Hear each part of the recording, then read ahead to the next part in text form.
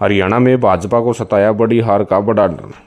जी हाँ, इस वक्त की खास रिपोर्ट है, ध्यान से इस वीडियो को शुरू से अंत तक देखिएगा, चैनल को जरूर सब्सक्राइब कीजिएगा।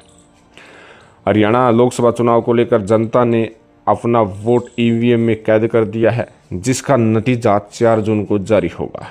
लेकिन उससे पहले ही जिस प्रकार से रिपोर्ट प्रत्येक लोकसभा सीट की आ रही है, उससे भारतीय जनता पार्टी हैरान है, स्तंभित है।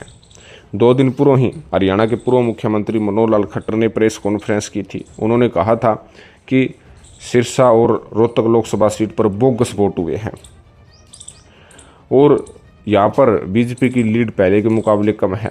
यानी सीधे सीधे तो उन्होंने ये नहीं कहा कि सिचुएशन डाउन है, लेकिन बोगस वोट का नाम लेना और लीड का जो कम होने की बात कहना साफ सारी सारा है। आपको बता दें कि दोनों सीटों पर कांग्रेस पार्टी पहले के मुकाबले सबसे ज़्यादा मजबूत है।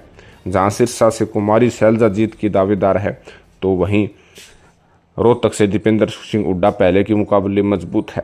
हालांकि पूर्व मुख्यमंत्री ने बड़ी बातें की हैं। उन्होंने ये भी कहा है कि 10 की 10 सीटें फिर भी जीतेंगे और उसके साथ साथ उन्होंने कर्मचारियों पर भी इल्ज़ाम लगाया है। उन्होंने कहा कि कुछ कर्मचारियों ने ईमानदारी से कार्य नहीं किया है, सरकार के खिलाफ काम किया है और उन अधिकारियों पर जल्द ही कार्रवाई भी की जाएगी। कहीं ना कहीं अब जिस तरीके से मनोहर लाल खट्टर ये बातें कह रहे हैं, उससे आप अंदाज़ा लगा सकते हैं कि सिरसा और रोहतक ही नहीं बल्कि हिसार, भिवानी, महेंद्रगढ़, अंबाला, फरीदाबाद में भी कड़ी जंग जो है देखी जा सकती है। मुकाबला आर पार का है।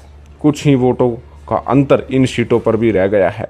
कहीं ना कहीं भारतीय जनता पार्टी ने चुनाव की शुरुआत में लग रहा था कि 10 की 10 सीटें आराम से जीत लेंगे या एक आधी सीट ही उनसे बाहर चली जाएगी, लेकिन ऐसा कुछ नहीं है।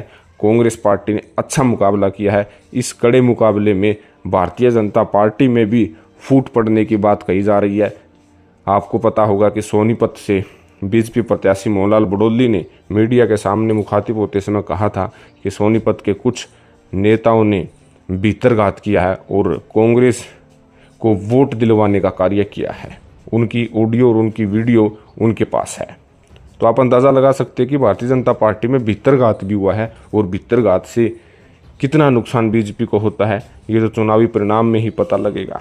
लेकिन बताया जा रहा है कि भारतीय जनता पार्टी के तमाम प्रत्याशी भी अचंभित हैं, क्योंकि कड़ी टक्कर हुई है और लोकसभा चुनाव में 50-60 हज़ार वोटों का जो आंकलन है वो ऊपर नीचे होता रहता है और अब की बार काफ़ी सीटों पर इतने मार्जिन से ही हार जीत का फासला होगा। तो आप अंदाज़ा लगा सकते हैं कि हरियाणा में ज़बरदस्त कड़ा मुकाबला देखने को मिल रहा है और भारतीय जनता पार्टी को भी पता लग गया है कि चुनावी परिणाम अब की बार कुछ भी आ सकते हैं।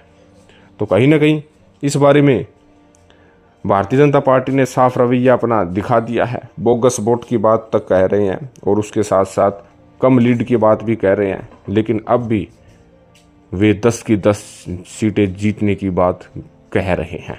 लेकिन आपको क्या लगता है, आप जनता है कि हरियाणा में इस बार किस पार्टी को कितनी सीटें आएंगी? कौन अब की बार जो है तुरुक का इक्का साबित होने जा रहे हैं? कौन सी सीटें ऐसी है जहाँ कांग्रेस पार्टी अपने आप को सेफ महसूस कर रही है?